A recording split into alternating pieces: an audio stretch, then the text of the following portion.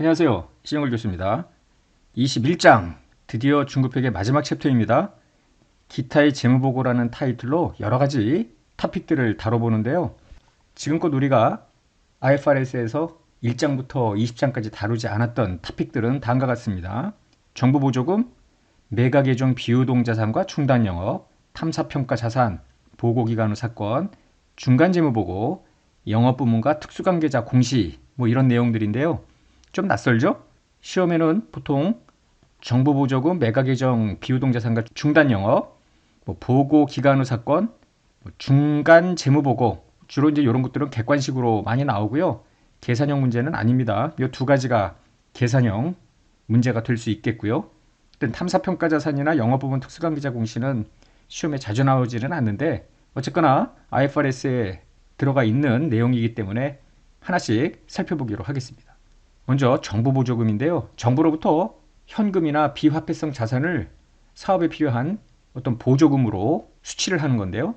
정부 지원과 정부 보조금은 조금 달라요. 정부 지원은 뭐냐면 일정한 기준을 충족하는 기업한테 경제적 효익을 제공하기 위한 정부의 행위입니다. 직접적으로 금전 등을 주는 거는 아니고요.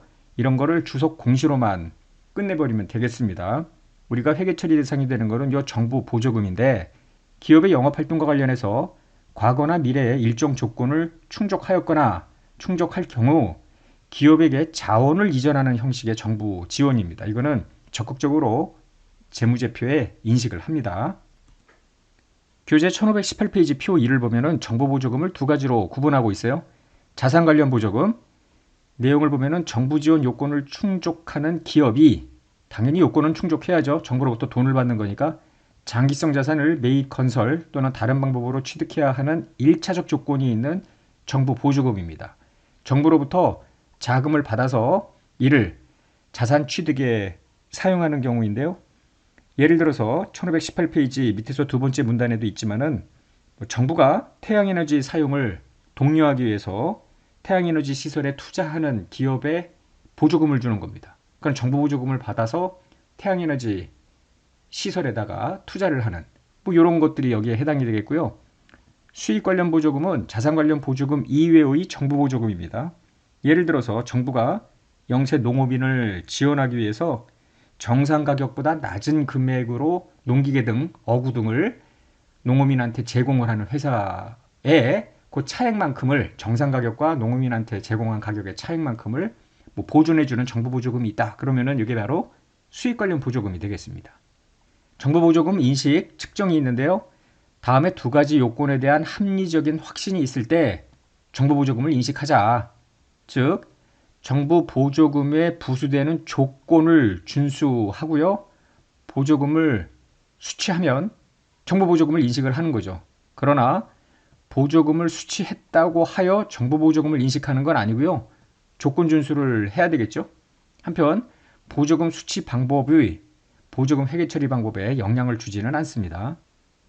정부가 기업에게 대출을 해주고 상환을 면제해주는 이런 대출을 했다고 가정을 해보자고요. 그러면 당해 기업이 대출의 상환 면제 조건을 충족할 것이라는 합리적인 확신이 있을 때 정부로부터 차입을 한 게 아니라 정부 보조금으로 회계 처리하자라는 거죠. 예를 들어 정부로부터 시장 이자율보다 낮은 이자율로 거의 0이나 다름없어 이자율이 이렇게 대여를 받는 경우에 현금, 장기 차입금은 미래 현금 흐름의 현재 가치인데 시장 이자율보다 훨씬 낮은 저리로 차입을 했을 거 아니에요. 따라서 장기 차입금의 현재 가치가 현금보다 적을 거고요. 이때 대변에 들어가는 끼워넣기 숫자가 정부 보조금입니다. 정부로부터 보조금을 받을 때 일단 머리에 언뜻 떠오르는 분계가 차변의 현금, 대변의 정부 보조금 이런 분계일 거 아니에요. 이때 그 대변의 정부 보조금이 자본이냐 수익이냐에 따라서 두 가지 접근법이 제시가 될 수 있겠습니다. 자본접근법의 주장은 이래요. 정부 보조금은 하나의 금융수단이므로 비용 항목과 상기하기 위해서 단기 손익으로 인식하는 건 아니고 재무상태표에 자금 조달로 처리해야 된다. 이런 주장입니다. 한편 2번은 더 나가서 정부 보조금을 받는다고 해서 수익을 창출하는 것은 아니기 때문에 관련 원가 없이 정부로부터 받은 장려금이고 이거를 손익으로 인식하면은 적절하지 않다라는 주장입니다. 반면에 수익 접근법은 뭐냐면 정부 보조금이라는 것이 주주 이외의 원천으로부터 수취하는 것이니 구분할 필요 없이 다 당기손익이다라는 거죠. 정부 보조금은 더 나아가서 무상으로 지급되는 경우는 거의 없고요. 정부 보조금을 어떤 조건을 준수하고 부여된 의무를 충족함으로써 얻게 되는 겁니다. 따라서 정부 보조금으로 보존하려고 하는 관련 원가를 비용으로 인식을 할 때 거기에 대응되게끔 당기 수익으로 인식을 하는 것이 적절하겠다라는 거죠. 그리고 법인세와 그 밖의 세금은 비용이기 때문에 재정정책 일환의 정부 보조금도 당기손익으로 표시하는 것이 논리적이라는 관점인데요. 이 두 가지 중에 IFRS는 수익접근법으로 회계 처리를 하도록 규정이 되어 있습니다. 정부 보조금을 수익으로 인식하는 방법은 그럼 어떤 거가 있는가? 두 가지 방식이 있을 텐데 관련 원가와 대응되는 정부 보조금이 있는 경우에는 그 관련 원가를 비용으로 인식하는 기간에 함께 매칭이 되게끔 수익으로 인식을 하면 되겠습니다. 그러나 이미 발생한 비용이나 손실에 대한 보존을 위해서 정부로부터 지원을 받아 혹은 향후 관련 원가하고 대응이 안 돼 관련 원가 없이 정부로부터 기업에게 즉각적인 금융 지원이 들어오는 거예요. 그렇다면 정부 보조금을 수취할 권리가 발생하는 기간에 당기손익으로 인식을 하면 되겠습니다. 관련 원가가 발생하는 정부 보조금의 경우에는 어떻게 수익으로 인식하는가? 그 관련 원가나 비용을 예를 들어서 자산을 취득을 해요. 정부 보조금으로. 그러면 그 자산을 사용하면서 감가상각비를 인식할 거 아니에요. 그 감가상각비를 인식하는 그 방법과 매칭이 되게끔 정부 보조금을 기간에 걸쳐 수익으로 인식을 한다라는 거죠. 이미 발생한 비용 혹은 손실 보전 이런 것들 향후 관련 원가가 없이 기업에게 제공되는 즉각적인 금융 지원. 홍수가 나는 바람에 공장에 물이 차가지고 많은 설비들이 훼손이 됐어요. 이때 기업에게 재난 복구를 위해서 지원금이 나왔다. 그러면은 수취할 권리가 발생하는 기간에 당기손익으로 인식을 하면 되겠습니다. 한편 비화폐성 자산을 사용하도록 이전하는 형식의 정부 보조금. 정부 땅을 빌려주는 거예요. 그리고 일정 기간 동안 정부가 빌려준 땅 위에서 영업을 하라는 것인데요. 이런 비화폐성 자산을 정부 보조금으로 수취한 경우에 공정가치로 할 수도 있고요. 명목금액으로 할 수도 있겠는데 이 명목금액 nominal amount가 무엇인지 정확하게 IFRS에 나와 있지는 않습니다. 명목금액은 심지어 0도 가능해요. 정부 보조금을 받았을 때 재무제표에 이를 어떻게 표시하겠는가? 먼저 자산 관련 보조금입니다. 보조금을 받아요. 그러면은 일단 현금 100, 정부 보조금 100 이런 식으로 분개를 할 텐데 이 대변에 정부 보조금을 어떻게 표시할 거냐? 재무상태표에 이연수익, 즉 부채 계정으로 그냥 내버려 두자. 뭐 이것도 가능하고요. 이 돈으로 자산을 살 거 아닙니까? 예를 들어 뭐 유용자산, 설비자산 등을 사요. 그러면은 이 정부 보조금을 이 유용자산에서 차감하는 방식으로 표시할 수도 있겠다. 둘 중에 한 가지 방법을 선택하면 되겠죠. 반면에 자산 취득과 관련된 게 아니라 뭐 손실보전 이런 개념입니다. 수익 관련 보조금은 어떻게 할 거냐 하면은 보조금을 받았을 때 이를 기타 수익과 같이 일반 계정으로 표시하거나 아니면 관련 비용에서 차감할 수도 있겠다라는 거죠. 그러니까 비용과 정부 보조금 수익을 따로따로 인식하든 아니면 비용과 정부 보조금을 퉁쳐서 순액으로 표시하든 회사가 정할 일입니다. 일단 자산 관련 보조금 회계 처리를 볼까요? 대변에 정부 보조금을 이연수익, 부채로 할 수도 있고요. 차변에 관련 자산에서 차감하는 방법도 있겠는데 예를 들어 정부 보조금을 수취를 해요. 그러면은 현금 대 정부 보조금 이렇게 일단 분개를 하고 이 받은 돈으로 기계장치를 취득한다 합시다. 그럼 기계장치 이렇게 들어오죠. 삼각도 하겠네. 여기까지는 회계 처리가 다르지 않은데요. 정부 보조금으로 수익을 인식을 할 때 대변에 있던 정부 보조금 빠지면서 정부 보조금 수익 이렇게 하는 방법이 있고요. 관련자산 차감법은 정부 보조금 빠지면서 이 앞에 인식했던 감가상각비의 전부 또는 일부와 상대하는 겁니다. 이때 왜 전부 또는 일부냐 하면은 정부로부터 보조금을 100을 받았어. 딱 100의 취득 원가로 자산을 샀으면은 보조금 수익과 상각비가 정확히 매칭이 될 거예요. 그런데 보조금을 100을 받고 회사 돈 100을 보태서 200의 자산을 취득했을 경우에는 감가상각비가 더 클 거 아니에요. 그래서 이 감가상각비 인식한 금액 중 일부와 정보보조금을 퉁치는 이런 방법입니다. 재무상태표에는 어떻게 표시가 되는가? 자산의 기계장치가 표시가 되고요. 정보보조금은 대변 부채로 들어갑니다. 아직 정보보조금 수익으로 모두 대체되지 않은 일부가 있을 거 아닙니까? 그러나 관련 자산 차감 방법은 자산의 기계장치 여기에 마이너스 해서 순액으로 들어가겠죠. 포괄손익계산서에는 총 비용과 수익이 각각 들어가죠. 감가상각비, 정보보조금 수익. 반면에 관련자산 차감법은 감가상각비가 순액으로 표시가 됩니다. 문제를 한번 볼까요? 회사의 결산일이 12월 말일인데 5만원의 정보보조금을 받았대요. X1년 초에 요 5만원을 가지고 취득원가 20만원의 기계장치를 취득한 겁니다. 그러니까 회사의 자금 15만원이 투입이 됐다는 거죠. 기계장치 내용연수 5년 잔존가치 없이 정액법 상각인데 1번은 X1년도 포괄손익계산서에 인식할 기계장치 감가상각비, 정보보조금 수익 각각 계산하자. 단 이연수익 방법, 관련자산 차감 방법 구분해보자 이런 거예요. 먼저 기계장치 감가상각비는 20만원의 잔존가치 없이 5년이니까 4만원입니다. 나누기 5. 정보보조금은 5만원을 받은 거 아니에요. 지금 n분의 1씩 감가상각비를 인식하니까 정보보조금도 n분의 1씩 똑같은 방식으로 이연수익을 수익으로 돌리는 겁니다.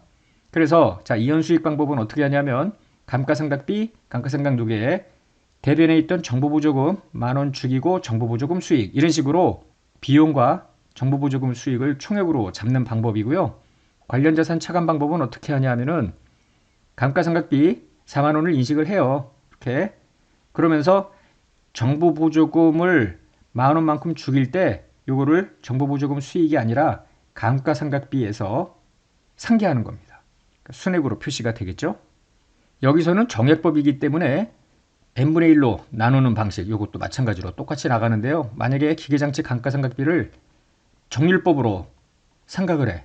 그러면은 정보보조금 수익도 정률법 방식의 수익으로 대체를 해야 돼요. 정률법이라면 이렇게 하면 되죠. 상각 대상금액이 있고요. 여기에 당기 상각비가 있을 거 아니에요. 정률법은 매년 당기 상각비가 좀 내려가잖아요. 이 비율만큼으로 정보보조금 수익도 같은 비율로 매년 대체가 되면 되겠죠. 그거는 상각 방법에 따라서 달리 풀어주면 되겠습니다. 물음 2번으로 가보면은 X1년 말에 재무상태표에 기계장치 정보보조금은 어떻게 표시되는지 기준소에 따라서 이 양식을 이용해서 제시를 해보자라는 거예요. 이연수익 방법, 관련자산 차감 방법. 이연수익 방법은 기계장치 원래 20만원 주고 샀잖아요. 정보보조금은 5만원이고.